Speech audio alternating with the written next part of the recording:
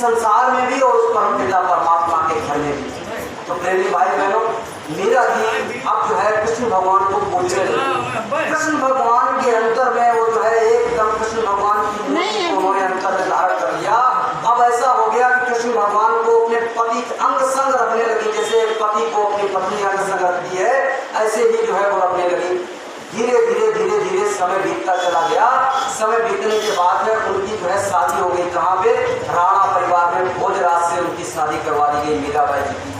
कुछ समय पश्चात एक लड़ाई में भोजराज जी मारे गए तो वो जो है विधवा हो गई। लेकिन वहाँ पर एक बहुत बड़ा जो है राणा के परिवार में एक मंदिर था कृष्ण का, वहाँ पर मीरा जी जो है आस्था थी तो रोज जाकर अपने हाथ से लड्डू बनाती थी। 4 लड्डू लेकर के एक थाल में और जाकर के पूजा किया करती थी। एक बार की बात है कि गुरु रविदास जी उसी शहर में आए हुए थे, तो एक अपने शिष्यों के साथ एक जगह ठहरे हुए थे। तो उधर से मीराबाई जी अपने थाल में जो है लड्डू लेकर के जा रही थी। तो उन्होंने देखा कि ये बड़ा आस्था की लड़की जो है, ये बच्ची जो है बड़े आस्था में जो है देखिए रोज पूजा करने जाती है। 2-4-5 दिन देखा। एक दिन श्री रविदास जी ने बुलाया कि बच्ची इधर आओ, ये बताओ कि तुम कहाँ रोज जाती हो। तो उसने बताया कि मैं ऐसा है, मैं कृष्ण भगवान की रोज पूजा करने के लिए जाती हूँ। तो ये बताओ तुम रोज 4 लड्डू ले जाती हो और उधर से जब आती हो तो उसमें 2 लड्डू होते हैं, 2 लड्डू कहाँ चले जाते हैं? कि 2 लड्डू हमारे कृष्ण मुरारी खा लेते हैं और 2 लड्डू मुझे वापस कर देते हैं। अच्छा, 2 लड्डू वापस कर देते हैं, तो ऐसा करो बच्ची, कल तुम जाना। ये कौन खिलाता है लड्डू उनको? कि वहाँ एक पुजारी जी हैं, मैं उनको देती हूँ और वो जाकर के 2 लड्डू उनको खिला देते हैं और कृष्ण भगवान 2 लड्डू मुझे प्रसाद के रूप में वापस दे देते हैं। तो उन्होंने कहा ऐसा है, ठीक है जाओ। और जाकर के अब की बार कहना कि पुजारी से कि मैं लड्डू खिलाऊंगी, क्योंकि मैं बना के लाई हूँ, मैं उनकी पूजा करती हूँ, तो लड्डू कौन खिलाएगा?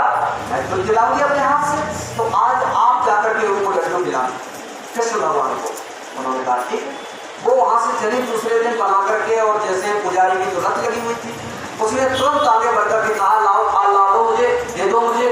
तो मीराबाई जी ने कहा ऐसा है पुजारी जी, आप इधर चुपचाप बैठिए, आज मैं अपने हाथ से कृष्ण मुरारी को ये भोग के लड्डू खिलाऊंगी और इसके बाद ये जो है हम चली जाऊंगी।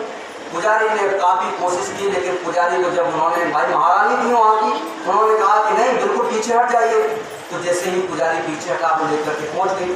अब पूरा दिन बीत गया, थाल रखे हुए हैं मीराबाई जी, कह रही है कृष्ण मुरारी आइए भोग लगाइए, हे कृष्ण मुरारी आइए भोग लगाइए, लेकिन किसी ने लड्डू नहीं खाए। पूरा दिन हो गया। इधर जो है शाम को जो है सूर्य बेचारा ढलने लगा।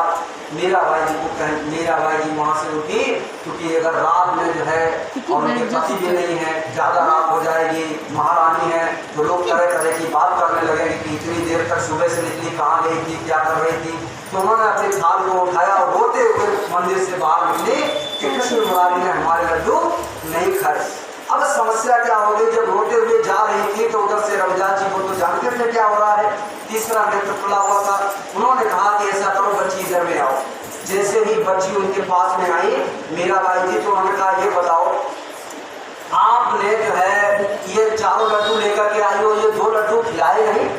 ऐसा है 2 लड्डू मैं क्या करूं, कृष्ण मुरारी ने लड्डू नहीं खाए। तो उन्होंने कहा ऐसा है कृष्ण मुरारी ने इसलिए लड्डू नहीं खाए क्योंकि वो देवता है। कौन है? कृष्ण मुरारी कौन है? देवता। मनुष्य तो है नहीं। मनुष्य का शरीर जो है वो स्थूल शरीर है। कौन सा शरीर है? स्थूल शरीर है, वो भोजन करता है।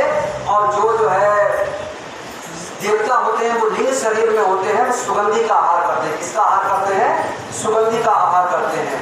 तो जब उन्होंने जो है कहा कि वो लिंग शरीर में है, वो सुगंधी का आहार करते हैं, वो आपके लड्डू को नहीं खाते हैं। तो मीराबाई जी ने पूछा कि हे रविदास जी, हे महात्मा जी, जरा ये बताइए कि अगर वो लड्डू का आहार नहीं करते हैं तो रोज लड्डू जो हम 4 ले जाते थे, 2 लड्डू कौन खा लेता था? तो उन्होंने बताया कि ऐसा है कि वो 2 लड्डू कौन खाता था? वो लड्डू आपके पुजारी खा जाता था और 2 लड्डू आपको वापस दे देता था। कि अभी तक हमारी जो हम पूजा कर रहे थे, यानी हमारा एक भी लड्डू कृष्ण मुरारी ने नहीं खाया, कि हाँ आपका एक भी लड्डू कृष्ण मुरारी ने नहीं खाया। तो मैं उनसे मिलना चाहती हूँ, मैं उनसे अपने भोग लगाना चाहती हूँ, उनकी पूजा करना चाहती हूँ, तो कैसे कर सकती हूँ? अब यहाँ पर समझने की बात है। अगर आप समझ गए तो आपका ये मानव जीवन जो आपको मिला हुआ है ये सार्थक हो जाएगा।